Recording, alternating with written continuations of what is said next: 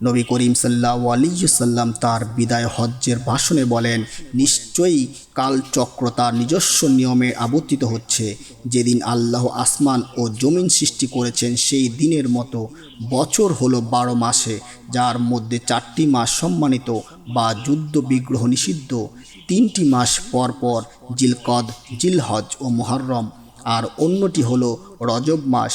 জাহিলি যুগে আরবের মুশরিকরা নিজেদের সুবিধা মতো সম্মানিত মাসগুলোকে আগে পিছিয়ে করে ফেলত, যাকে কোরআনে নাসি বা মাস পিছিয়ে দেওয়ার কুফরি প্রথা বলা হয়েছে।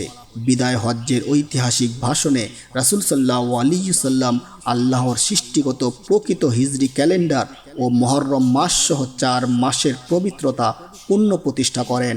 মুহররম মাস আল্লাহ তাআলার মনোনীত অত্যন্ত সম্মানিত ও পবিত্র একটি মাস।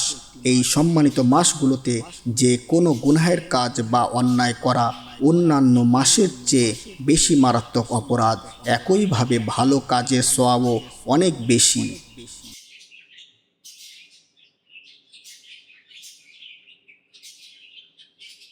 ইবনে আব্বাস রাদিয়াল্লাহু তাআলা আনহু থেকে বর্ণিত, রাসূলুল্লাহ সাল্লাল্লাহু আলাইহি ওয়াসাল্লাম যখন মদিনায় আগমন করলেন তখন দেখলেন যে ইহুদিরা আশুরার দিনে রোজা পালন করছে।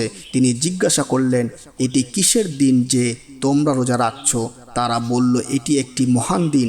এই দিনে আল্লাহ তাআলা মুসা আলাইহিস সালাম ও তার সম্প্রদায়কে রক্ষা করেছিলেন এবং ফেরাউন ও তার দলকে ডুবিয়ে মেরেছিলেন। তাই মুসা আলাইহিস সালাম কৃতজ্ঞতা স্বরূপ এই দিন রোজা রেখেছিলেন, আর আমরাও সেই কারণে এই রোজা রাখি। তখন রাসূলুল্লাহ সাল্লাল্লাহু আলাইহি সাল্লাম বললেন, তোমাদের চেয়ে মুসা আলাইহিস সালাম এর আদর্শের উপর আমাদের অধিকার বেশি। এরপর রাসূলুল্লাহ সাল্লাল্লাহু আলাইহি সাল্লাম নিজে রোজা রাখলেন এবং সাহাবীদেরও রোজা রাখার নির্দেশ দিলেন। মদিনার হিজরতের পরবর্তী সময়ে মুসলিম উম্মার স্বতন্ত্র ইবাদত পদ্ধতি সুনির্দিষ্ট করার প্রাক্কালে এই ঘটনা ঘটে। রাসূলুল্লাহ সাল্লাল্লাহু আলাইহি সাল্লাম ইহুদদের কাছ থেকে জেনে এটি শুরু করেননি, বরং ওহীর মাধ্যমে নিশ্চিত হয়ে মুসা আলাইহিস সালাম এর সত্য অনুসারী হিসেবে মুসলিমদের এই কৃতজ্ঞতা প্রকাশের নির্দেশ দেন।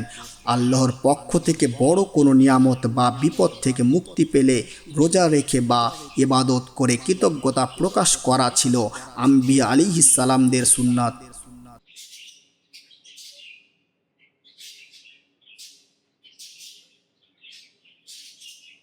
হযরত রুবাইয়্যি বিনতে মুআব্বিজ রাদিয়াল্লাহু তাআলা আনহা থেকে বর্ণিত, তিনি বলেন, নবী করিম সাল্লাল্লাহু আলাইহি ওয়াসাল্লাম আশুরার দিন সকালে মদিনায় আনসারদের মহল্লায় এই নির্দেশ পাঠালেন যে, যে ব্যক্তি আজ সকালে না খেয়ে থেকেছে সে যেন তার রোজা পূর্ণ করে, আর যে খাওয়া দাওয়া করে ফেলেছে সে যেন দিনের বাকি অংশ না খেয়ে থাকে, অর্থাৎ রোজাদারের মতো।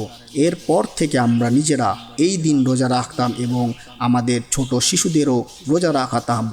আমরা তাদের নিয়ে মসজিদে যেতাম এবং তাদের জন্য পশমের খেলনা তৈরি করে রাখতাম।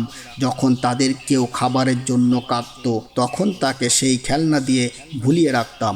এভাবে ইফতারের সময় হয়ে যেত। এই ঘটনাটি রমজানের রোজা ফরজ হওয়ার আগের সময়কার, যখন আশুরার রোজা মুসলমানদের জন্য আবশ্যক ছিল। তখন সাহাবীগণ এর গুরুত্ব এতটাই অনুধাবন করতেন যে নিজেদের ছোট সন্তানদেরও এর শিক্ষা দিতেন।